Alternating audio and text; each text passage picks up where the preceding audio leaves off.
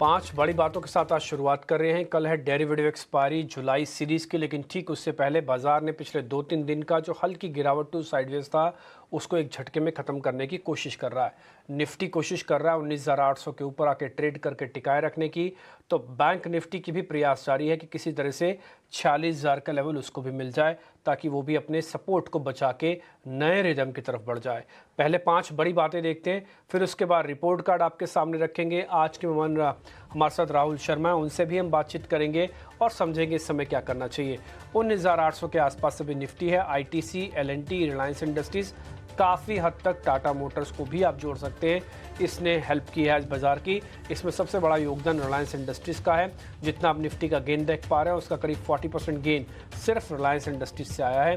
खबर यह है कि रिलायंस रिटेल के अंदर कतर इन्वेस्टमेंट्स कुछ पैसा डाल सकता है। निफ्टी बैंक सीमित दायरे में इस समय कामकाज कर रहा है। वजह इसकी साफ है, एचडीएफसी को थोड़ा प्रेशर बना रहा है, लेकिन इसके अलावा एचडीएफसी छोड़कर अगर आप दूसरे बैंक्स देखेंगे वो ठीक हैं। इसलिए एचडीएफसी की वेटेज इसको ज़्यादा ऊपर नहीं आने दे रही और 46,000 इसके लिए मेक ब्रेक लेवल जैसा फिलहाल एक छोटी रेंज के लिए बना हुआ है। एनर्जी, एफएमसीजी, आईटी, सरकारी बैंकों में कुछ हद तक खरीदारी हो रही है। इसमें 2 चीज़ें बड़ी नोटिस करने वाली है, खासकर एफएमसीजी जो इस समय चेक एंड बैलेंस वाला काम कर रहा है, और दूसरा एनर्जी काउंटर्स में वापस से तेज़ी आई है। निजी बैंकों पे इस समय आपको दबाव देखने को मिल रहा होगा, जैसे मैंने आपको बताया एचडीएफसी है, और दूसरा वेटेज वाला शेयर आईसीआईसीआई बैंक है, वो कमज़ोर है जिसकी वजह से आज थोड़ा प्रेशर आपको बनता हुआ दिख रहा है। और लास्ट में वॉलेटिलिटी इंडेक्स और दाव में हो क्या रहा है वो आपके सामने रखते हैं। अडानी ग्रुप में तो आज वापस से खरीदारी हुई है। कल की अगर क्लोजिंग किसी को याद होगी तो हमने बात डंके की चोट पे भी कही थी कि जिस तरह की खरीदारी हो रही है शायद अडानी ग्रुप के अंदर कोई वैल्यू हंटिंग हो रही है, और ये 1-2 दिनों में और भी हो सकती है बाइंग। आज सुबह निराश थे, लेकिन 12, 10, 11 बजे के बाद इसके अंदर फिर से बाइंग शुरू हो गई और ज़्यादातर अडानी ग्रुप के शेयर्स ऑलमोस्ट इस समय डेज हाई पर हैं। और एक और बात, इंडिया विक्स कल 10% फॉल के बाद, मल्टी ईयर लो पहुंचने के बाद कुछ हद तक आज वापस से रीगेन करता हुआ दिख रहा है, 3-4% ऊपर है। अब हम दिखाते हैं आपको एक रिपोर्ट कार्ड और उसके बाद फिर राहुल जी से करेंगे बातचीत।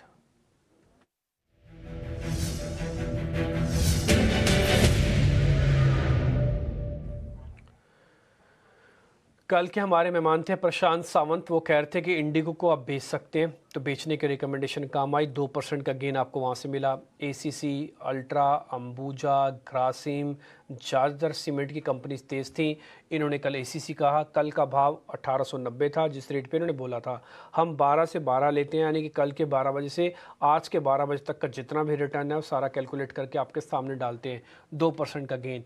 गेल के बारे में चर्चा हो रही थी, गेल और ओएनजीसी दोनों ठीक लग रहे थे। इन्होंने गेल को चुना था 114 पे, आज 117-18 तो हम देख के आए हैं, तो 2% का गेन वहाँ से। Apollo tyres, Tata steel, Nifty, इन सब पे भी आपको गेन मिला होगा। कुल मिला के गेन 10% से ज़्यादा है। आप ये भी कह सकते हैं कि 1-2 शेयर आपने नहीं दिखाए, उस वजह से नहीं दिखाए, या तो 1% की कैटेगरी को फुलफिल नहीं कर रहे या उनका स्टॉप लॉस लगा हुआ है। मान लीजिए स्टॉप लॉस लग भी गया तो 10% के मामले में आपके आधे शेयरों के भी स्टॉप लॉस लगेंगे तब भी 5% जाएंगे, क्योंकि हमारा रिस्क रिवॉर्ड जो है वो 1:2 की रेशो में चलता है। खैर आगे बढ़ते हैं। राहुल शर्मा इस बीच आज के हमारे मेहमान हैं, उनसे हम करेंगे बातचीत। लिकट ने 19,800 को रीगेन कर लिया। अब हमारे साथ राहुल शर्मा है, काफ़ी दिनों बाद जुड़े हैं, काफ़ी स्मार्ट लग रहे हैं, और उनसे ज़रा करते हैं बातचीत। राहुल सर बहुत बहुत शुक्रिया, थैंक यू वेरी मच। काफ़ी दिनों बाद आपसे मुलाकात हो रही है, अच्छा लग रहा है सर। एक बार ज़रा निफ्टी में अपना आउटलुक देंगे सर, निफ्टी पे क्या करना चाहिए शर्मा जी? निम्बी जी देखिए, जो पिछले 3-4 दिन का कंसोलिडेशन था निफ्टी के अंदर वो पूरा हुआ है और मुझे लगता है कि अब निफ्टी 20,000 का आंकड़ा क्रॉस करने के लिए तैयार है।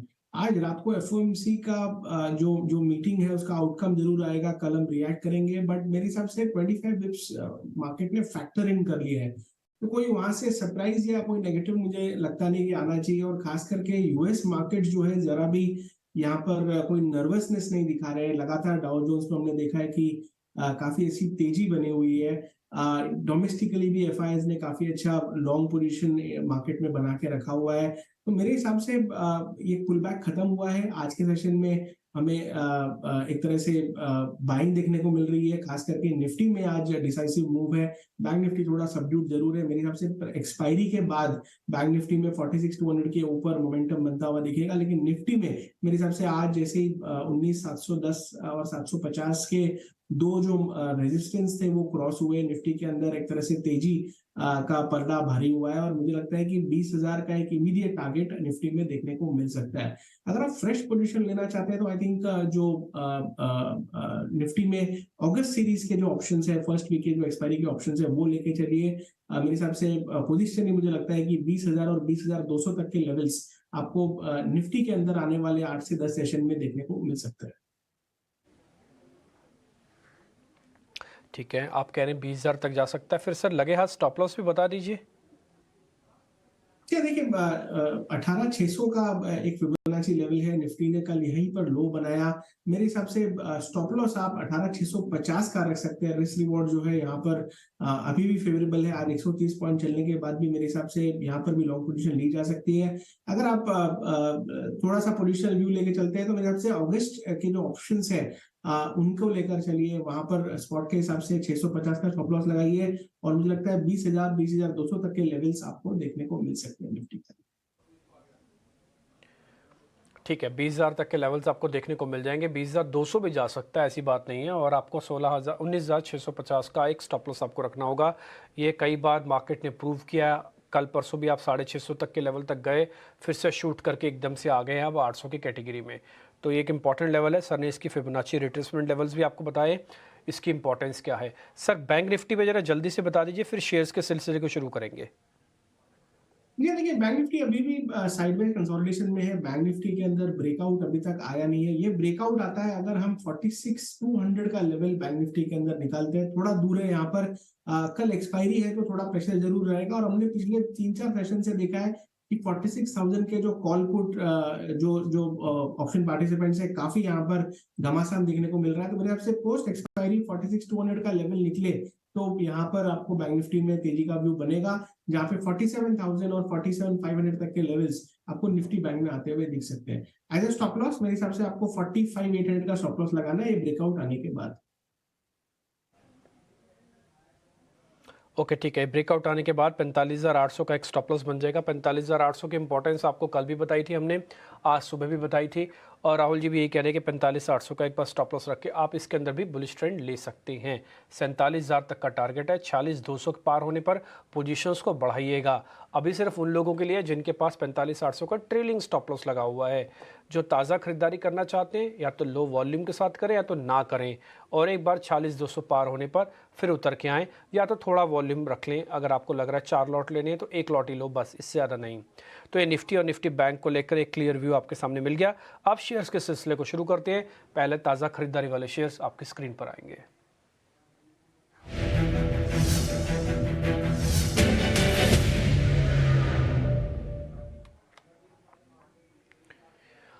सर एक तो आज मार्केट का दिग्गज है रिलायंस इंडस्ट्रीज, इसकी बदौलत ही आज आप 19,800 पे, नहीं तो आज मार्केट का मूड उतना ठीक नहीं था, एक क्रैक भी दे देता और बड़ा।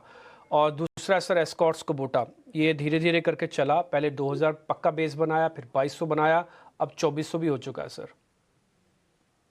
ये देखिए मेरे हिसाब से जहां तक रिलायंस की बात है, जो रिजल्ट बेस्ड सेलिंग थी पूरी की पूरी एब्जॉर्ब हुई और मेरे हिसाब से अब रिलायंस में जो डायरेक्शन है वो ऊपर का रहेगा। लेकिन दोनों में से जो इजियर ट्रेड है, यानी कि एक जो तरह से ब्रेकआउट ट्रेड है, वो एस्कॉर्ट्स में है। एस्कॉर्ट्स कुबोटा में देखिए लगातार 2,400 के आसपास रेजिस्टेंस देखने को मिल रहा था पिछले वीक, और अब 2,400 का जो लेवल है वो डिसाइसिवली निकला है।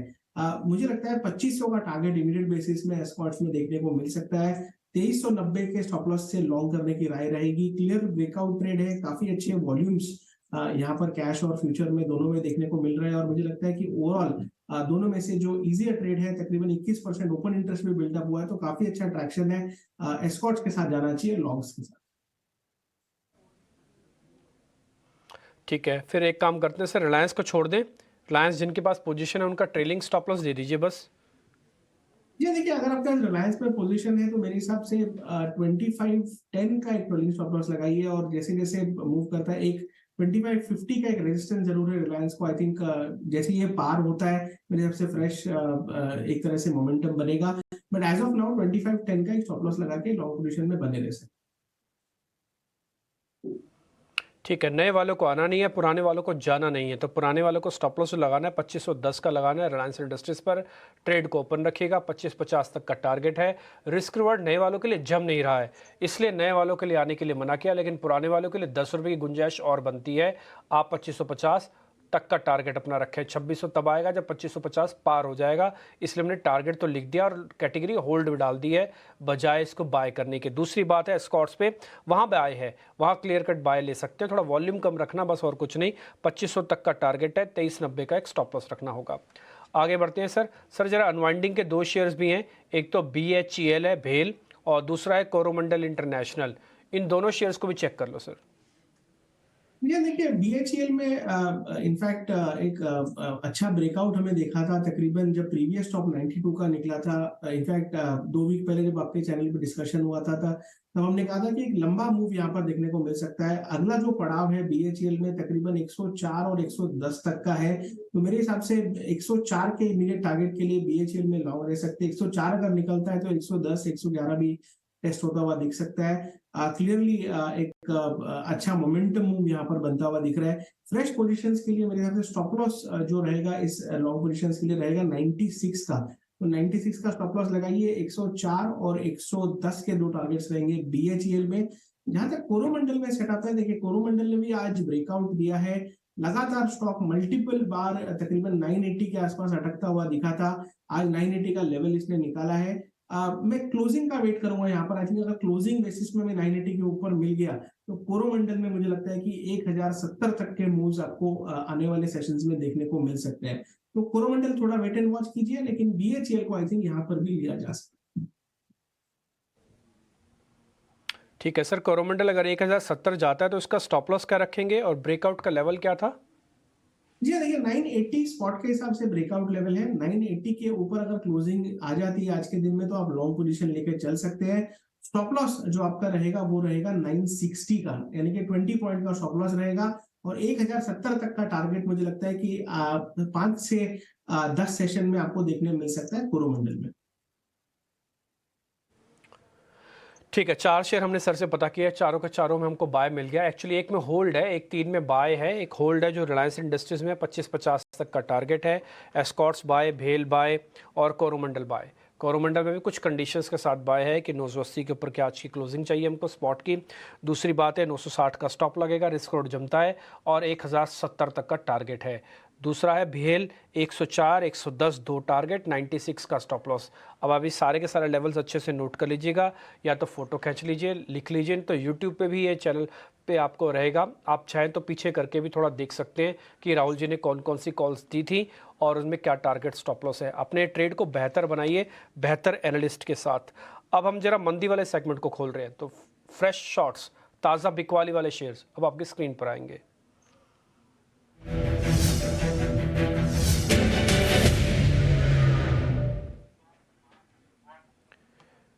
Sir post number post commentary Jubilant food work कमज़ोर हुआ है। एक तो ये शेयर हमने आज चुना है, 2% नीचे है, चलने की अटेम्प्ट थी, फेल हो गई। दूसरा सर SBI कार्ड, एक बार इन दोनों शेयर्स को देख लो, दोनों में आज शॉर्ट्स हैं। जहां तक जुबिलेंट फूड का बात है, क्लियरली बेयर्स के ग्रिप में है स्टॉक। 200 दिन के मूविंग एवरेज तक हमने एक पुल बैक देखा था स्टॉक के अंदर, बाद में सेलिंग फिर से हुई है। आज के दिन एक तरह से अच्छे ग्रीन मार्केट में भी यहाँ पर हमें एक सेलिंग प्रेशर देखने को मिल रहा है। मेरे हिसाब से आपको नीचे में तकरीबन 430 440 तक के लेवल्स आपको जुबिलेंट फूड में आते हुए दिख सकते हैं। SBI कार्ड्स को मैं यहाँ पर लाइक शॉर्ट करने की राय नहीं दूंगा, because overall stock base formation में है, तो हो सकता है कि यहाँ पर शॉर्ट्स में ट्रैप होने का चांस हो। लेकिन दोनों के कंपैरिजन में जुबिलेंट फूड का सेटअप क्लियरली बेयर्स के फेवर में यहाँ पर दिखाई देता है। स्टॉप लॉस आपको लॉन्ग शॉर्ट्स के लिए लगाना है 485 का, और मुझे लगता है कि 440 430 तक के डाउनसाइड आपको जुबिलेंट फूड में यहाँ पर बनती हुई दिख सकती है। ठीक है सर, SBI कार्ड में कोई सौदा बनता है या छोड़ दें इसको? नहीं, मेरे ख्याल से SBI कार्ड को छोड़ देना चाहिए। बेस फॉर्मेशन हो रहा है स्टॉक के अंदर, बेस फॉर्मेशन थोड़ा सा कठिन होता है बिकॉज स्टॉक कंसोलिडेशन मोड में रहता है। एक अटेम्प्ट जरूर हुआ था SBI कार्ड में ब्रेकआउट देने का, लेकिन वापस स्टॉक बेस की तरफ आ रहा है, तो थोड़ा यहाँ पर मेरे हिसाब से कंसोलिडेशन कंप्लीट होने का वेट करना चाहिए। ठीक है, डन। तो हम यहाँ पे छोड़ देते हैं एसबीआई कार्ड्स को। कुल मिला के हमने आपके सामने 4 और 2 6 सौदे फाइंड किए हैं जो हमने पूछे सर से। एक हमको ड्रॉप करना पड़ा एसबीआई कार्ड्स, जिसमें नो ट्रेड बना। रिलायंस के अंदर होल्ड का ट्रेड बना। इसके अलावा 3 बाय और 1 सेल हमारी तरफ से आपको मिल गए। कल जब हम राहुल जी का रिपोर्ट कार्ड दिखाएंगे तो ये सभी शेयर्स जिसके टारगेट्स और स्टॉप लॉसेस आपको मिले हैं, इन सब के बारे में हम चर्चा ज़रूर करने वाले हैं। अब हम जरा राहुल जी से उनके ट्रेड पता कर लेते हैं। राहुल जी, आपके अपने सौदे कौन से हैं? जी देखिए, सीमेंट में काफी अच्छा ट्रैक्शन देखने को मिल रहा है। इनफैक्ट ग्रासिम सीमेंट मतलब अल्ट्राटेक की होल्डिंग ज्यादा करके है इसमें। तो प्राइमरीली यहाँ पर एक ब्रेकआउट हमने देखा है। ग्रासिम में ये हुआ है कि जो पिछले एक चार्ट देखेंगे तो ट्रायंगल पैटर्न बना हुआ था इसके अंदर। लगातार जनवरी 2022 से ये पैटर्न बनते आ रहा है और अब फाइनली इसमें ब्रेकआउट देखने को मिला है। डेली टाइम फ्रेम पर भी स्टॉक ने ब्रेकआउट दिया 1800 के ऊपर, और मुझे लगता है कि ये सेटअप हमें तकरीबन 2000-2050 तक के टारगेट्स तक ले जा सकता है। तो पोजिशनल ट्रेड है, मतलब महीने भर का टाइम फ्रेम दीजिए। अगस्त सीरीज में मुझे लगता है कि ये स्टॉक बहुत ही अच्छा परफॉर्म कर सकता है। तो ग्रासिम को बाय करके चलिए। आपको स्टॉप लॉस लगाना है 1730 का, और मुझे लगता है एज ए ट्रेडिंग यहाँ पर एक अच्छा ब्रेकआउट प्ले आउट होता हुआ दिख सकता है। 21 महीने का कंसोलिडेशन काफी बड़ा कंसोलिडेशन है, और ये कंसोलिडेशन का जो ब्रेकआउट है मुझे लगता है कि not only 1 month time frame, अगर आप निवेशक भी है तो एज एन इन्वेस्टर भी इसमें बने रह सकते हैं। मुझे लगता है कि लंबे टारगेट्स यहाँ पर एज अ डिलीवरी बाय भी देखने को मिल सकते हैं, लेकिन ट्रेडिंग के हिसाब से मुझे लगता है 2000-2050 तक के टारगेट्स ग्रासिम में बनने चाहिए। दूसरा जो रिकमेंडेशन है वो है अल्ट्राटेक सीमेंट, बिकॉज सीमेंट पे हम पॉजिटिव है यहाँ पर। तो अल्ट्राटेक सीमेंट में भी एक अच्छा बाउंस बैक हुआ है 50 दिन के मूविंग एवरेज से। ट्रेडिंग के हिसाब से मुझे लगता है कि तकरीबन 8700 तक के लेवल्स अल्ट्राटेक में आने चाहिए। इसे अक्यूमुलेट कीजिए इन लेवल्स पर 8350 8360 के रेंज में अक्यूमुलेट कीजिए। 8250 का एक स्टॉप लॉस रहेगा, और यहाँ पर मुझे लगता है कि अच्छा ट्रैक्शन बना रहेगा। ऑप्शन ट्रेड में हमें लगता है कि टाइटन में सेटअप काफी अच्छा है। टाइटन में कल एक अच्छा बाउंस बैक देखने मिला था हमें। लास्ट 2 दिन में एक अच्छी रिकवरी यहाँ पर बनी है। मेरे हिसाब से टाइटन में आपको जो अगस्त सीरीज के 3040 के जो कॉल ऑप्शन है उन्हें बाय करके चलिए। तकरीबन 92 रुपए के आसपास ये ट्रेड कर रहे हैं। इस ऑप्शन में 60 का स्टॉप लॉस लगाइए, और मुझे लगता है टाइटन में तकरीबन 3200 और इस ऑप्शन में तकरीबन 150 रुपए तक के टारगेट्स आपको देखने को मिल सकते हैं। तो तीनों की तीनों बाय ट्रेड्स है, अल्ट्राटेक, ग्रासिम और टाइटन के कॉल ऑप्शंस। ओके, ठीक है राहुल जी, बहुत शुक्रिया, थैंक यू वेरी मच। एक ऑप्शंस भी आपने बता दिया, 2 सीधा शेयर्स बता दिए, अल्ट्रा, ग्रासिम, और 4-5 शेयर हमने पूछ लिया आपसे। तो उम्मीद करते हैं सभी के सभी शेयर्स का बेनिफिट दर्शकों को ज़रूर मिलेगा, और कल का रिपोर्ट कार्ड आपके सामने हम रखेंगे ज़रूर। राहुल जी, बहुत बहुत शुक्रिया, थैंक यू वेरी मच आज समय देने के लिए। Thank you. लेकिन इस बीच कार्यक्रम की शुरुआत में जैसे मैंने आपको अडानी ग्रुप के शेयर्स के बारे में नोटिस करवाया था, आज आप देख पा रहे हैं अडानी ग्रुप के शेयर्स के अंदर फिर से ज़ोरदार बढ़त देखने को मिल रही है। कल तो 10 के 10 शेयर तेज़ी के साथ थे, और मार्केट कैप में करीब 50,000 करोड़ से ज़्यादा की बढ़ोतरी हमको आती हुई दिखी है, जिसमें ग्रुप का मार्केट कैप बढ़कर अब 10,60,000 करोड़ के पार निकल गया। साथ ही आपको बता दें, हिंडलबर्ग रिपोर्ट आने के बाद जो गिरावट आई थी, उसके बाद ग्रुप का जो गिरावट आई उसमें करीब 4 लाख करोड़ के मार्केट कैप के अंदर बढ़ोतरी हुई है। GQG पार्टनर्स के निवेश के बाद भी शेयर में शानदार खरीदारी देखने को मिल रही है, और लगातार हमने इसके अंदर घरेलू और संस्थागत निवेशकों को खरीदारी करते हुए देखा है।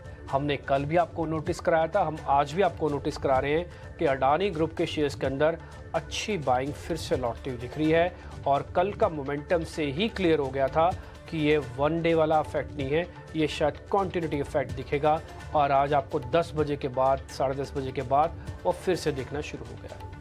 उम्मीद करते हैं अडानी ग्रुप के शेयर्स पे आपको अच्छी से राय मिल भी रही होगी। फिलहाल इस कार्यक्रम से इतना, नमस्कार।